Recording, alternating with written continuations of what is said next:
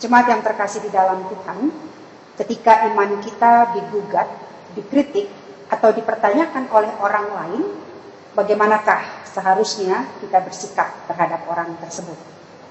Sikap atau reaksi yang kita tunjukkan adalah sama seperti sikap yang Paulus tunjukkan kepada orang-orang Yahudi, baik yang ada di Yerusalem maupun yang ada di Roma. Ketika iman Paulus dan juga pemberitaan Injil yang dia lakukan digugat, dikritik, atau dipertanyakan. Itulah yang kita baca melalui pembacaan Alkitab pada hari ini tadi. Diceritakan dalam perikop bacaan kita bahwa Paulus melakukan klarifikasi. Inilah yang Paulus tunjukkan ketika imannya, karya pelayanannya digugat dan dikritik. Paulus melakukan klarifikasi atau penjelasan terhadap orang-orang Yahudi yang ada di Roma tentang imannya kepada Kristus dan pemberitaan Injil yang dilakukannya. Kita membaca tadi bahwa menurut judul dari Lembaga Alkitab Indonesia untuk perikop ini, pembicaraan dengan orang Yahudi di Roma. Jadi Paulus pada saat itu sedang berada di Roma. Keberadaan Paulus di Roma adalah sebagai tahanan kota.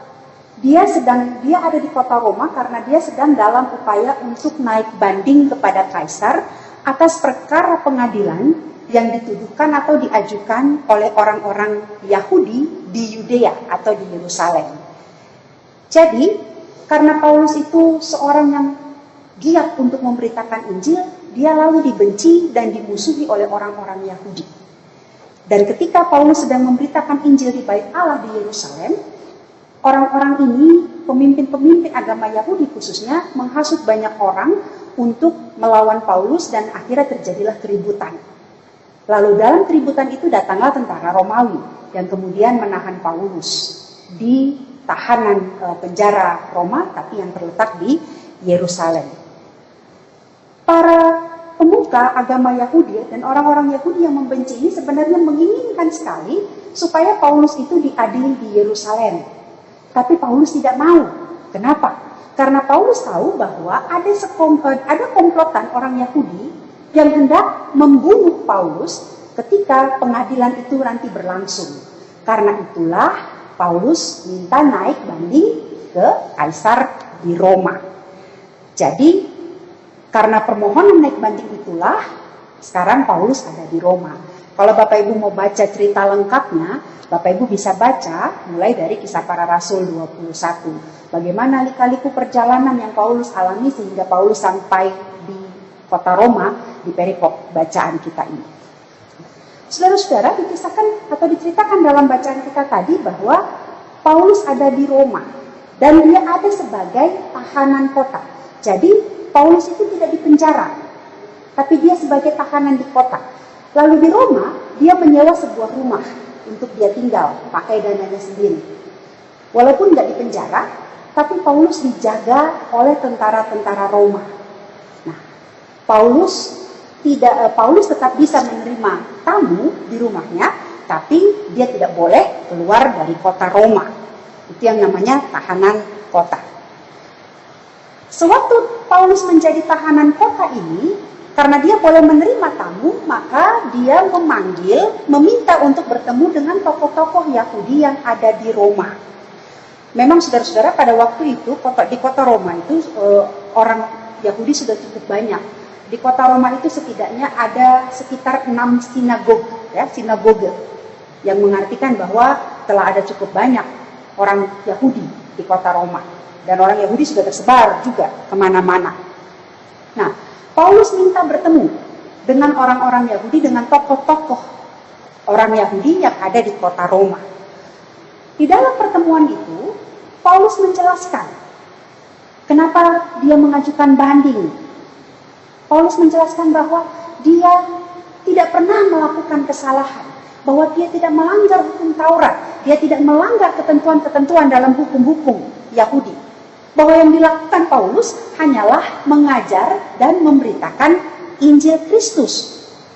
hanya mengajarkan tentang penggenapan orang Israel yang dulu dinubuatkan dalam perjanjian lama dan sekarang telah digenapi di dalam Yesus Kristus. Lalu kita baca, saudara-saudara, reaksi orang-orang tokoh-tokoh Yahudi yang diundang untuk bertemu ini. Mereka bilang begini, kami sebenarnya nggak dapat surat satupun tentang engkau. Dan ada orang yang datang dari Yerusalem ke Roma pun mereka tidak bawa kabar buruk tentang engkau. Cuma memang kami dengar mazhab yang engkau ajarkan itu, jadi pada waktu itu kekristenan masih dianggap mazhab. Ya. Kami mendengar bahwa mazhab yang engkau ajarkan itu mendapatkan perlawanan. Hanya itu yang kami dengar. Jadi dengan kata lain, orang-orang atau tokoh-tokoh pemuka agama Yahudi ini tidak dapat mengambil sikap atau keputusan.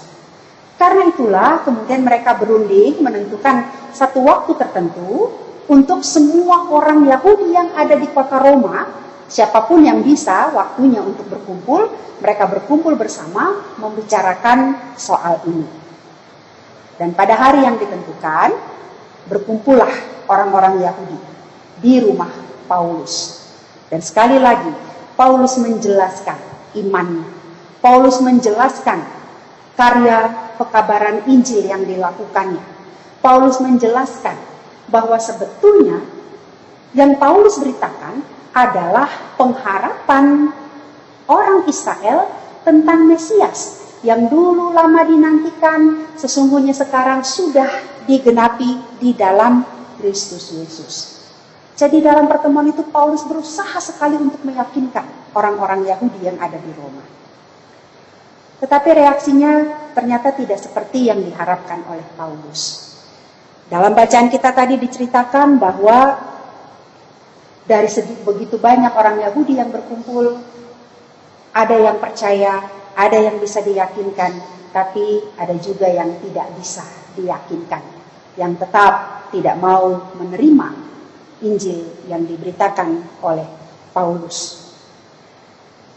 Dan bagi mereka yang tidak percaya, Paulus mengomentari dengan mengutip ucapan yang terdapat dalam kitab Yesaya.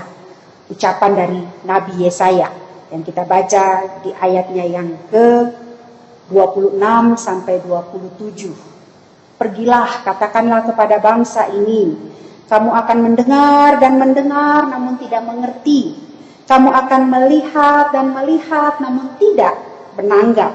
Sebab hati bangsa ini telah menebal dan telinganya berat mendengar dan matanya melekat tertutup, supaya jangan mereka melihat dengan matanya dan mendengar dengan telinganya dan mengerti dengan hatinya, lalu berbalik sehingga aku menyembuhkan mereka. Atau singkatnya Paulus mau bilang begini, ya kalau memang gak percaya dari dulu sudah dinubuatkan, memang dasar bangsa Israel itu bangsa yang hatinya telah menebal, yang telinganya telah begitu berat untuk mendengar dan matanya begitu melekat tertutup sehingga tidak bisa menerima, mendengar berita Injil yang disampaikan. Walau demikian saudara-saudara, kalau kita meneruskan bacaan kita, tadi kita hanya membaca sampai ayat 29, kalau kita lanjutkan di ayat 30 dan 31, maka di situ dikatakan begini, selama 2 tahun Paulus tinggal di rumah yang disewanya di kota Roma itu. Yang disewanya sendiri, artinya dengan uangnya. Dan dia menerima semua orang yang datang padanya. Dengan terus terang dan tanpa rintangan apa-apa. Dia memberitakan kerajaan Allah dan mengajarkan Tuhan, tentang Tuhan Yesus Kristus. Artinya, sekalipun ada banyak orang yang tidak percaya karena hati menebal, telinga berat mendengar, mata melekat tertutup, tapi tidak membuat Paulus mundur dalam pekerjaan memberitakan Injil. 2 tahun tinggal di Roma. Selama 2 tahun itu juga, Paulus tetap memberitakan Injil. Dengan terus terang, tanpa rintangan. Artinya bukan tidak ada masalah, tidak ada halangan sama sekali.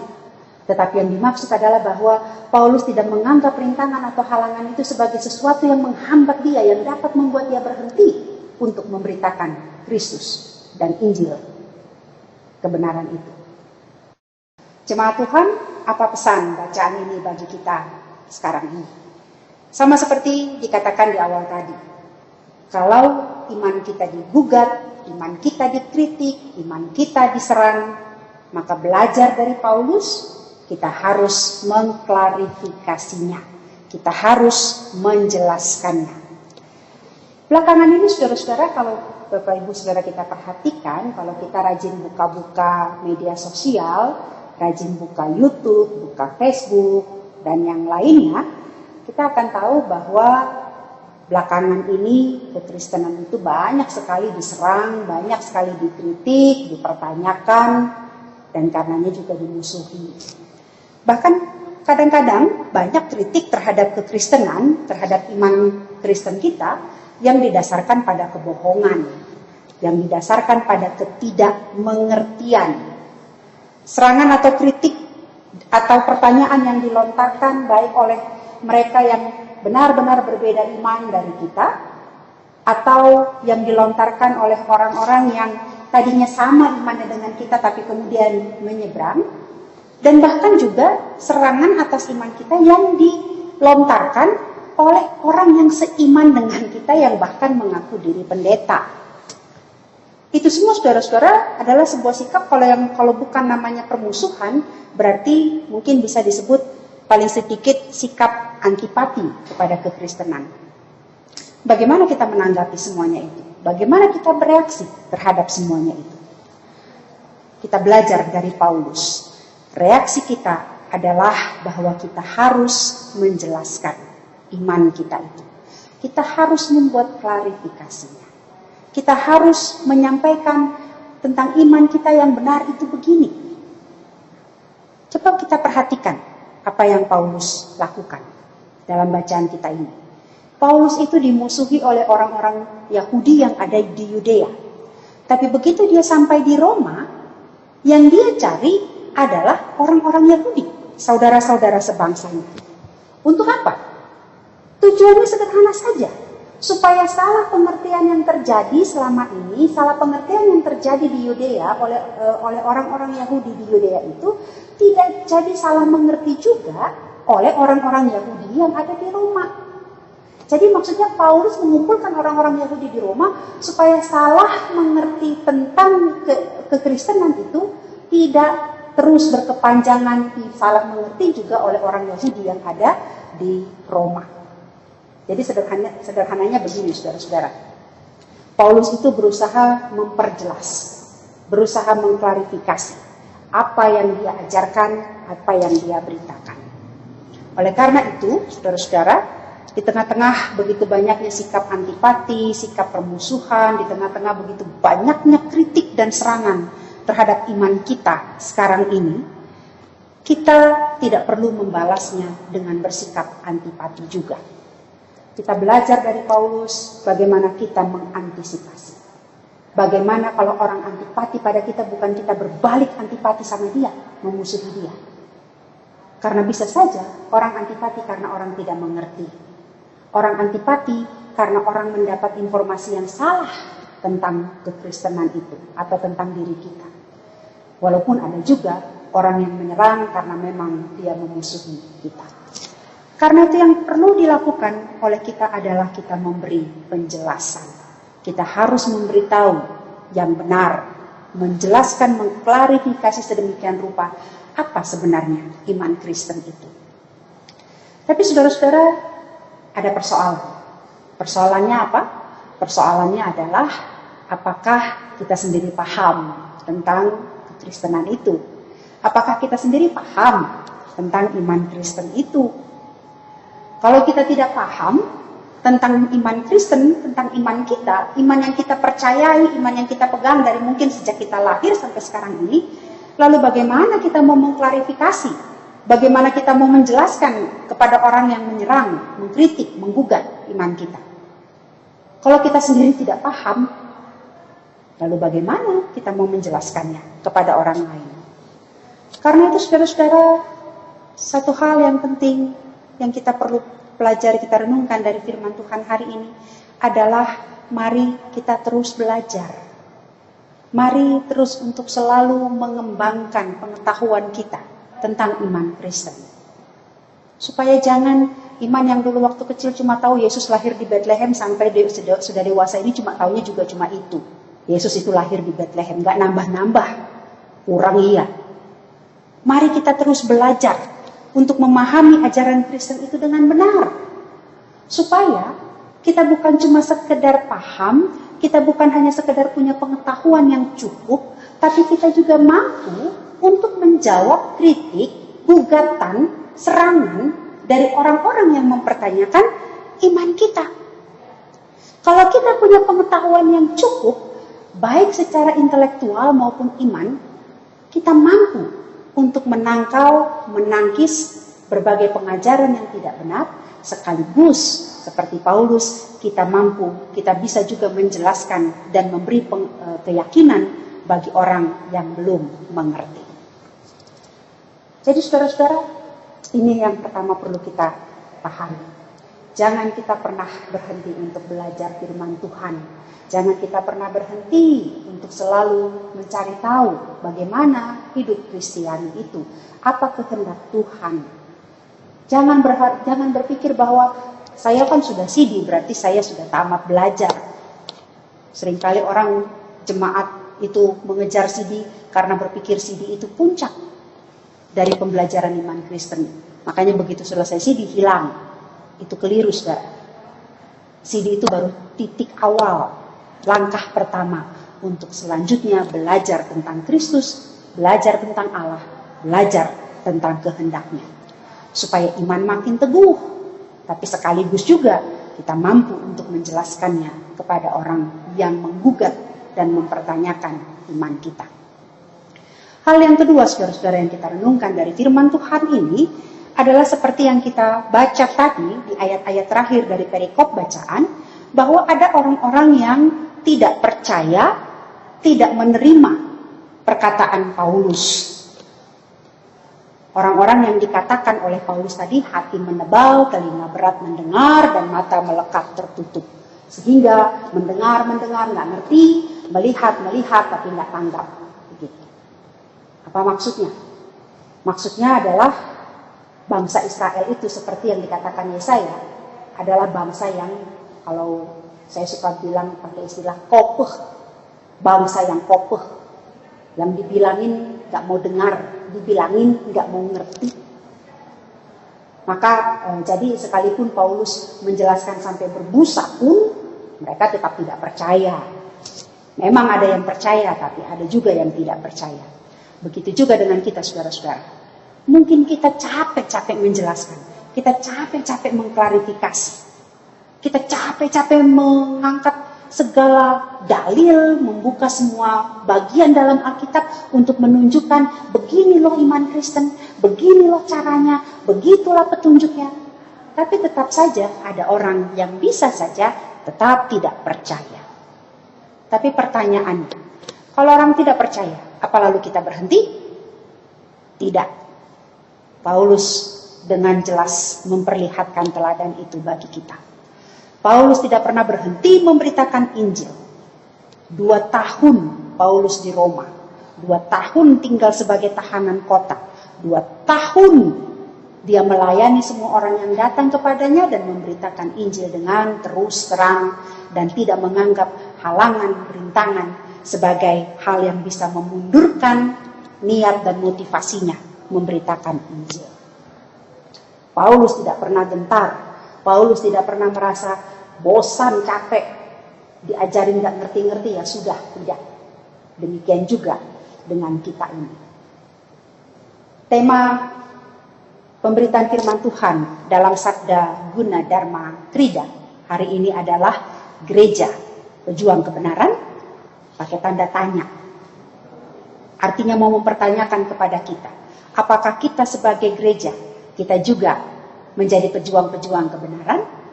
Dan yang namanya pejuang berarti tak pernah kenal lelah, tak pernah pantang mundur, tak kenal takut untuk selalu memperjuangkan, memperkatakan kebenaran. Dan kebenaran itu adalah Injil. Kebenaran itu adalah firman Tuhan. Kebenaran itu adalah kehendak Tuhan. Di tengah-tengah situasi bangsa dan negara kita saat ini, iman kita semakin ditantang. kekristenan kita semakin ditantang. Karena itu, mari terus belajar supaya kita mampu untuk menjelaskan, mampu bertahan dalam iman kita. Dan sekaligus dengan belajar, dengan pengetahuan, kita juga terus mempunyai keteguhan hati untuk terus memberitakan kebenaran firman Tuhan dengan segala daya dan upaya kita, tanpa pernah pantang, tanpa pernah mundur atau takut. Mari teladani Paulus, supaya dalam tugas dan tanggung jawab kita sebagai gereja, kita menjadi saksi-saksi Kristus dimanapun kita berada. Tuhan memberkati. Amin.